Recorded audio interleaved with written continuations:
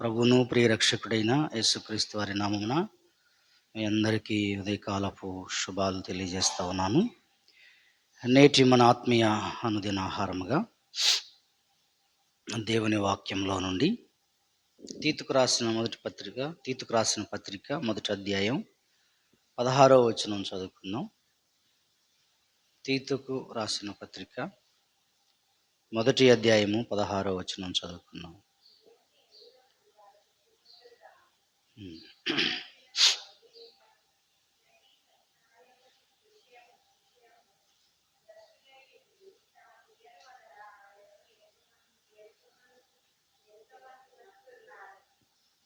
చాలమ్మా. చదవబడేటువంటి లేఖన భాగం ఏదైతే ఉందో, దేవుని ఎరుగుదుమని వారు చెప్పుకుందరు గాని సహీలును అవిధేయులను ప్రతి సత్కార్యము విషయము భ్రష్టులనై ఉండి తమ క్రియల వలన ఆయనను ఎరగము అన్నట్టున్నారు. దేవుని ఎరుగుదమని చెప్పుకుంటున్నారు కానీ వారు తమ క్రియల వలన ఆయన ఎరగము అన్నట్టుగా ఉన్నారు అని తీతుకు రాసినటువంటి పత్రికలో అపొస్తలుడైనటువంటి పౌలు గారు మరి రాసిన మాట. ఈనాడు మనం చూసినట్లయితే దేవుణ్ణి ఎరిగి ఉన్నామని చెప్పుకుంటూ ఎరగము అన్నట్టుగా కూడా ఉన్నామట. దేవుణ్ణి ఎరిగి ఉన్నామని చెప్పుకుంటూ యేసుక్రీస్తు మాకు తెలుసు అని, ఆయన దేవుడు అని, ఆయన రక్షకుడు అని అలా అని చెప్పుకుంటూ మనమాట మనుషులు ఎలాగున్నారంటే, నేటి క్రైస్తవులు, నేటి దేవుని బిడ్డలు ఎలాగున్నారంటే ఆయన ఎరగము అన్నట్టుగా ఉన్నారట. ఆయన ఎవరో మాకు తెలియదు అన్నట్లుగా మన జీవితాలు ఉన్నాయని చెప్తున్నాడు భక్తుడు తీతుకు రాస్తూ. దేవుణ్ణి ఎరిగి విశ్వాసంతో మరి బ్రతికేవారు ఉన్నారు, దేవుణ్ణి ఎరిగి ఉన్నామని చెప్పుకుంటూ కేవలము పేరుకు మాత్రమే క్రైస్తవులు అనుకునేవారు ఉన్నారు. ఈ రెండు తెగలు, ఈ రెండు రకాల మనుషులు క్రైస్తవ లోకంలో ఉన్నారు అనేది సత్యము.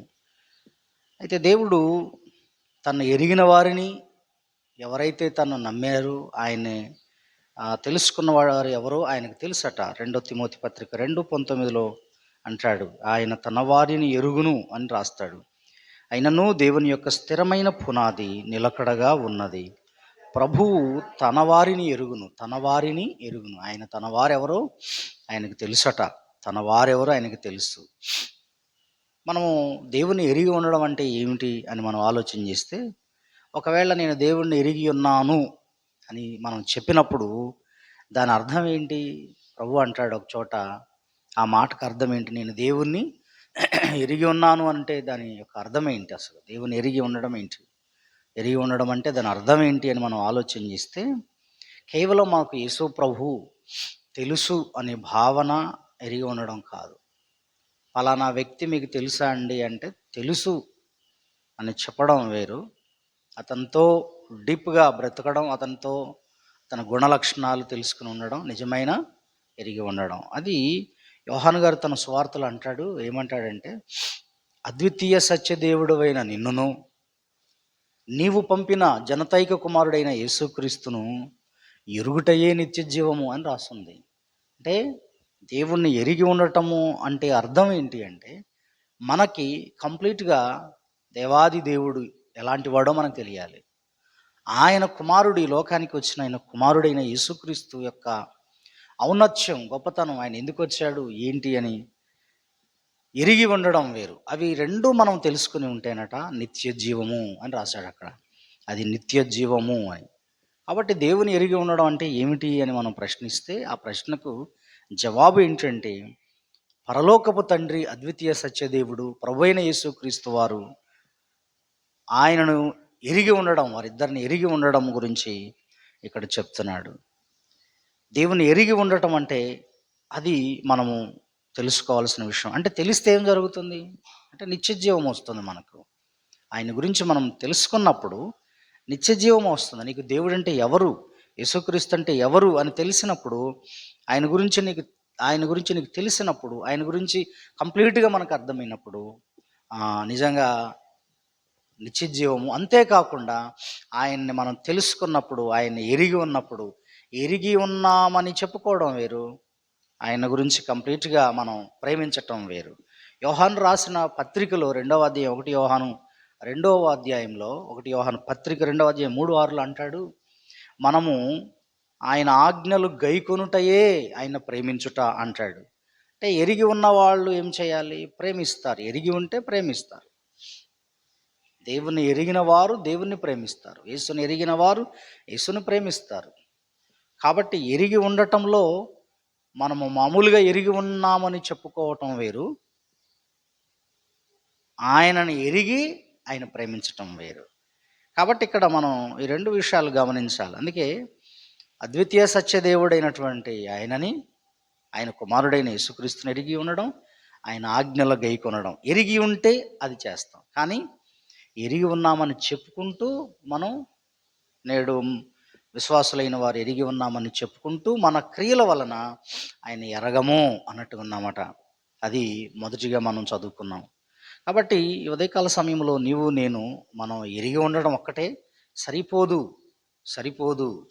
యేసయ్య అని తెలుసుకుని ఉండడం ఒక్కటే సరిపోదు. ఆయన ఆజ్ఞలను గైకొనడం అవసరం.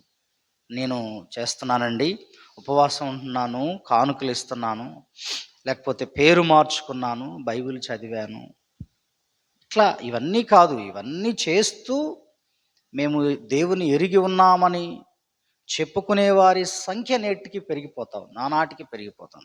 ఈ సంఖ్య బాగా ఉంది ఈ రోజున. ఇవన్నీ చేస్తూ ఇవి చేసి మేము దేవుని ఎరిగి ఉన్నామని చెప్పుకోవడం అంటే పైకి కనబడేటువంటి ఏవైతే ఉన్నాయో అవి మాత్రమే చేసి నేను దేవుని ఎరిగి ఉన్నాను అని చెప్పుకోవడం సరిపోదు. ఆయన ఆజ్ఞలను గైకొనటం, ఆయన ప్రేమించటం కూడా కావాలి. చాలామంది ఈ రోజున మనం అసహ్యమైన పనులు చేస్తూ అవిధేయులుగా బ్రతుకుతూ ఎటువంటి సత్కార్యములు చేయక మరి భ్రష్టులుగా ఉంటున్నారని అక్కడ తీతు గారు తన పత్రికలో రాశాడు. మనం చేసే పాడు పనుల వల్ల లేదా చెడ్డ పనుల వల్ల అన్యజనులైన వారు చూసినప్పుడు వీరు మరి యేసుప్రభుని ఎరిగి ఉన్నామంటున్నారు, యేసుప్రభు గురించి తెలుసు అంటున్నారు, మరి ఇలాంటి పనులు ఎట్లా చేస్తారు, ఇలాంటి మరి దేవునికి అవమానం కలిగించే విషయాలు చేయొచ్చా, మిమ్మను బట్టే కదా నా నామం దూషింపబడుతుంది అని మరొక చోట రాస్తారు, వాక్యములు రాయబడి ఉంది. కాబట్టి అన్యజనుల మధ్య దూషణకు కారణమైనటువంటి మన ప్రవర్తన దేవుని ఎరిగి ఉన్నాము అని చెప్పడానికి అది సరిపోదు. దేవుని ఎరిగి ఉన్నాము అనంటే ఆయన ఆజ్ఞలు గైకొనాలి, ఆయన ప్రేమించాలి. మనం చేసే చెడ్డ పనులు ఏమైతే ఉన్నాయో, మనం ఏదైతే నలుగురిలో మన యొక్క లంచగొండితనం, మనలో ఉన్నటువంటి చెడుతనం, మన మాటలు, మన అబద్ధ జీవితము, ఇవన్నీ చూసినప్పుడు మన క్రియలను బట్టట, ఆ క్రియలను బట్టి వాళ్లకు మాకు దేవుడు అంటే ఎవరు తెలియదండి, ఆ యేసు ఎవరో మనకు తెలియదండి, మాకు తెలియదండి అనేటువంటి విషయాన్ని మనం చెప్పకనే చెప్తున్నాం. మన క్రియల వలన వాళ్ళకి చూపిస్తున్నాము, ఎరగము, మాకు తెలియదు దేవుడు ఎవరో అన్నట్లుగా ఉన్నది. కాబట్టి నిజంగా దేవుని మనం ఎరిగిన వారం అయితే తప్పకుండా తండ్రి అయిన దేవుడి గురించి నీకు తెలియాలి, ఆయన కుమారుడైన యేసుక్రీస్తుని గురించి తెలియాలి, పరిశుద్ధాత్మ అంటే ఎవరో తెలియాలి మనకి. ఆ ముగ్గురు తెలియడమే కాకుండా దేవుని వాక్యం మనం అర్థం చేసుకుని గ్రహించాలి. వ్యక్తిగత ప్రార్థన అనుభవం మనకు ఉండాలి, దానిలో ఎదగాలి. ఆయన గుణ లక్షణాలను మనం తెలుసుకోవాలి, ప్రేమ అంటే ఏంటో తెలియాలి, ఆయన మంచితనం అంటే ఏంటో తెలియాలి. ఇవన్నీ మనం తెలుసుకుని ప్రభువు వలె మారుతున్నప్పుడు, యేసయ్య సారూప్యంలోనికి వస్తున్నప్పుడు నిజంగా నేను ఎరిగి ఉన్నానని చెప్పుకోనక్కర్లేదు. మనల్ని బట్టి, మన క్రియలను బట్టి ఆటోమేటిక్ తెలిసిపోతూ ఉంటుంది. కాబట్టి అది మొదటిగా మనం గమనించాల్సింది. రెండవది ఆయన ఆజ్ఞలు గైకొనాలి, ఆయన వాక్య ప్రకారం ప్రవర్తిస్తూ ఆయన చిత్తం మీద తెలుసుకుని ఆయన కొరకు బతకాలి. ఈ విధంగా దేవుని గురించి తెలియాలి, కుమారుడైన యేసుక్రీస్తుని గురించి తెలియాలి, పరిశుద్ధాత్మని గురించి తెలియాలి, వ్యక్తిగత ప్రార్థన అనుభవం ఉండాలి, వ్యక్తిగత జీవితంలో మనం మార్పు తెచ్చుకుని బ్రతుకుట, అది దేవుడు కోరుతున్నాడు, అది దేవుని ఎరిగి ఉండడం. అలా కాకుండా కేవలము పేరుకు మాత్రమే ఉంటే అటు వారిని మనం ఎల్లప్పుడూ అనుకునే ఒక పదం ఉంటుంది, ఏంటంటే నామకార్థ క్రైస్తవులు అనే పేరు ఉంది. అలా మనం బ్రతకూడదు. అది దేవుడు కోరట్లేదు. ఆయన ఎరిగి ఉన్నామని చెప్పుకుంటూ మరి మన క్రియల వలన ఎరగము అన్నట్టుగా ఉండకూడదట. దేవుడి ఉదయకాల సమయంలో నీతో నాతో మాట్లాడేది ఏంటంటే, మనం ఈ లోకంలో ఎలా ఉంటున్నాం, మన మాట తీరు, మన యొక్క పద్ధతులు, మన యొక్క భక్తి జీవితం, ఈ పైకి డ్రెస్ కాదు, మన వ్యక్తిత్వం, మన భక్తి జీవితం, మన యొక్క మంచితనం, మన క్రియలు, ఇవన్నీ కూడాను. అందుకే ఏమంటున్నాడు ఆయన్ని, మరి ఈ చెడ్డవారి మధ్యలో, లోకంలో బ్రతుకుతున్న వారి మధ్యలో, లోకంలో బ్రతుకుతున్నటువంటి మనల్ని మనం ప్రూవ్ చేసుకోవాలి. ఆయన ప్రూవ్ చేస్తాడట మనం కరెక్ట్గా ఉంటే. తన వారిని ఆయన బయటికి తీసుకొస్తాడు దేవుడు. తన వారెవరో ఆయన తెలియపరుస్తాడు. కనుక మనము ఆ విధంగా బ్రతకాల్సిన అవసరం ఉంది. ఒక సందర్భంలో కొరహు కుమారులు 200 మంది మోషే గారి మీద తిరుగుబాటు చేశారు. సీను అరణ్యంలో ఉండగా తిరుగుబాటు చేసిన సందర్భంలో వాళ్ళందరూ, యెహోవా దేవుడు నీతోనే మాట్లాడా, మాతో కూడా మాట్లాడాడు, మీరు ఈ సర్వ సమాజం మీద హెచ్చించుకుంటున్నారు మీరు అని ఒక 250 మంది పైబడి ఆయన మీద తిరుగుబాటు చేసినారు. మోషే మీద తిరుగుబాటు చేసినప్పుడు, మోషే అహరోనుల మీద తిరుగుబాటు చేసినప్పుడు దేవుడు అన్నాడు, ఈ రోజున నేను ఏర్పరచుకున్న వాళ్ళు ఎవరో నేను ప్రూవ్ చేస్తాను అని చెప్పి దేవుడు ఆయన 2 విషయాలు చేశాడు. ఒకటి, మీరు దోపార్తులు తీసుకుని రండి, మీరందరూ ఎవరైతే తిరుగుబాటు చేశారో మీరంతా దోపార్తులు తీసుకుని రండి అన్నాడు. ధూపం వేయడానికి దోపార్తులు తీసుకుని రమ్మన్నాడు దేవుడు. వారందరూ దేవుని మందిరానికి దోపార్తులు చేతబట్టుకుని వచ్చినప్పుడు దేవుడు చేసిన అద్భుతం ఏంటంటే, ఒకటి, భూకంపము ద్వారా వాళ్ళని నశింపజేయడం ద్వారా, అహరోను మోషేల కుటుంబాన్ని కాపాడటం ద్వారా వీళ్ళు నేను ఏర్పరచుకున్నానని రుజువు చేశాడు. రెండవది ఆయన చేసినది ఏంటంటే, మీ 12 గోత్రాల మా గోత్రాలు ఒక్కొక్క గోత్రం ప్రకారంగా ఒక్కొక్క కర్ర తీసుకుని రండి, ఆ కర్రలు తీసుకొచ్చి దేవుని మందిరంలో పెట్టండి అన్నప్పుడు దేవుడు చెప్పిన ప్రకారంగా వాళ్ళందరూ తెచ్చి పెట్టారు. మోషే అహరోను కర్ర, అట్లాగనే అహరోను కర్ర, మిగిలిన వాళ్ళు 11 మంది కర్రలు. ఆ కర్రలు దేవుని మందిరంలో పెట్టినప్పుడు అవి చిగుర్చి బాదం పువ్వులు పూసాయి అని రాస్తాడు. ఆ విధంగా దేవుడు తన వారెవరో వెల్లడి చేశాడు, తన వారెవరో ప్రూవ్ చేశాడు. ఈ రోజున నిన్ను నన్ను దేవుడు ప్రూవ్ చేస్తాడు, రుజువుపరుస్తాడు మన క్రియలని. గుర్తుపెట్టుకుందాం, మనం దేవుని ఎరగమన్నట్టుగా ఉండొద్దు. మన క్రియల వలన దేవుని ఈ ప్రపంచంలో, ఈ లోకంలో, ఈ చెడిపోయిన లోకంలో, ఈ చుట్టూ ఉన్న దుష్టత్వపు లోకంలో మనం ఆయన బిడ్డలంగా మరి బ్రతకాలి అంటే మనం ప్రూవ్ చేయబడాలి. దేవుడు ప్రూవ్ చేస్తాడు, మన క్రియలను చూపిస్తాడు, అలా చూపిస్తాడు ఆయన.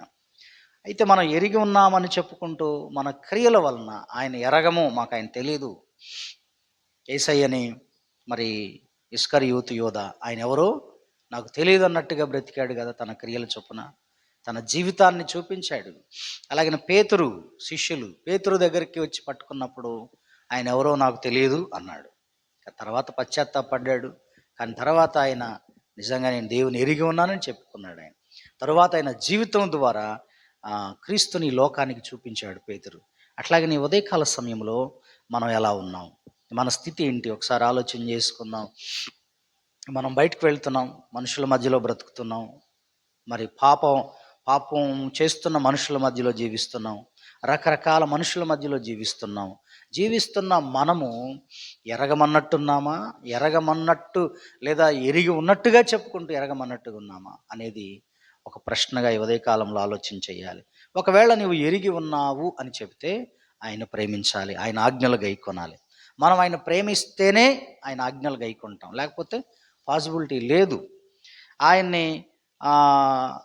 ఆయన తెలుసుకున్న వాళ్ళం అయితే, ఆయన ఎరిగి ఉన్న వాళ్ళం అయితే మన ప్రవర్తనలో కూడా మార్పు వస్తుంది. ప్రార్థనా జీవితం, మాటలు, క్రియలు అన్నీ మారిపోతాయి.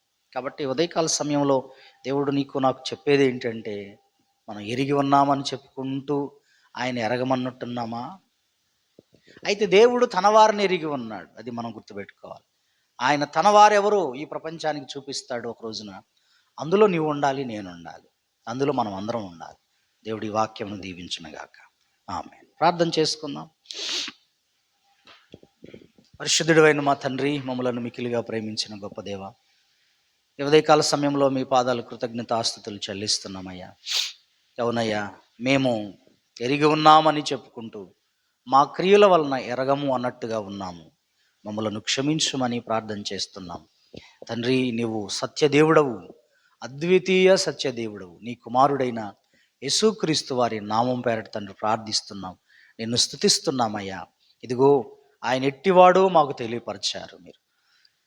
తండ్రి, నీవు ఎట్టివాడవో మా మా ప్రభు అయిన యేసుక్రీస్తు వారు మాకు బయలుపరిచారు. నైనా మీకు స్తోత్రాలు చెల్ల. తండ్రి రొమ్మున ఉన్న అద్వితీయ కుమారుడే ఆయనను బయలుపరచను అని మీ వాక్యం సెలవిస్తుందయ్యా. నీ వెట్టివాడవో నీ కుమారుడైన యేసుక్రీస్తు వారి లోకానికి వచ్చి చెబితే తప్ప ఎవరికి తెలియదు నాయన. దేవా, మీకు వందనాలు చెల్లించుకుంటున్నాం. కృతజ్ఞతాస్తుతులయ్యా. పరలోకంలో కోట్ల కొలది దూతల చేత అయ్యా నీవు ఘనముగా ఘనపరచబడుతున్నావు, ఆరాధించబడుతున్నావయ్యా. అందుని బట్టి నిన్ను స్తుతిస్తూ ఉన్నాం. ఈ భూమి మీద అల్పులమయ్యా, దుమ్ము ధూళి లాంటి వాళ్ళం మేము.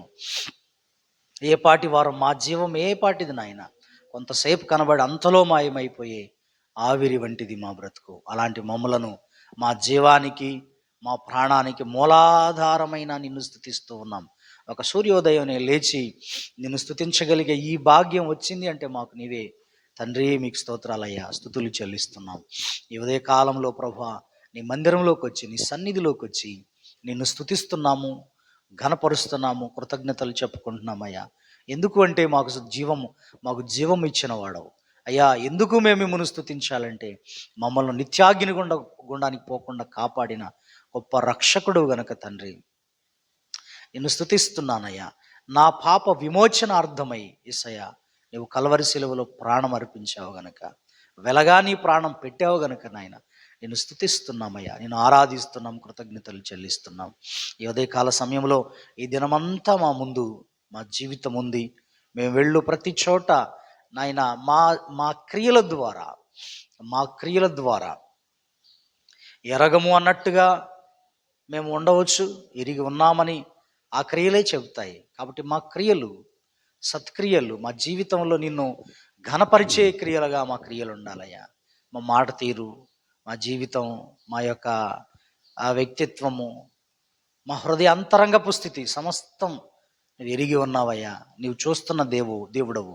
అయితే నీ వారిని నీవు రుజువుపరిచే దేవుడవు. అన్నాడు యోబును రుజువుపరిచావు. ఆ కాల ప్రజల మధ్యలో యోబు వంటి సహనశీలి లేడు, యోబు వంటి భక్తుడు లేడని, యథార్థవంతుడు లేడని నువ్వు రుజువుపరిచావు ప్రభువా. మీకు స్తోత్రాలు చెల్లిస్తున్నావు.